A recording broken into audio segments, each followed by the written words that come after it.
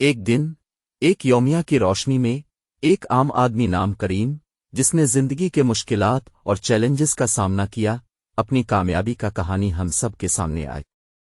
کریم ایک چھوٹے سے گاؤں میں رہتا تھا جہاں کے لوگ اچھے میاں بیوی اور بچوں کے ساتھ محبت بھری زندگی گزارتے تھے۔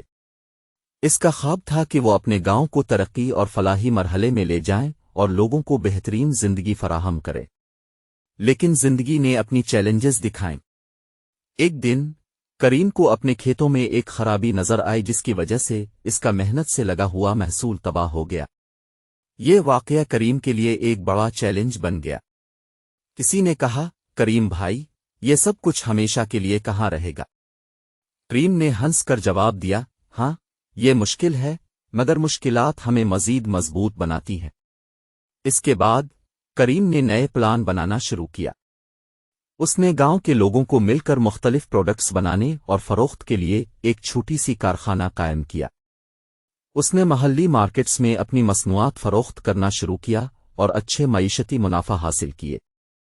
کریم کی محنت، استقامت اور ایک نیک نیتی سے بھری شخصیت نے اس کو کامیاب بنایا۔ گاؤں میں اس کی کامیابی نے دوسرے لوگوں کو بھی متاثر کیا اور وہ بھی اپنے خوابوں کی پیشگوئی کرنے لگے۔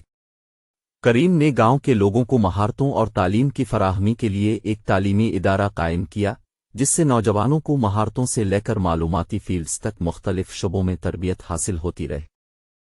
کریم کی کامیاب کہانی نے ثابت کیا کہ مشکلات اور چیلنجز ہمیں ہوشیار اور مضبوط بناتی ہیں۔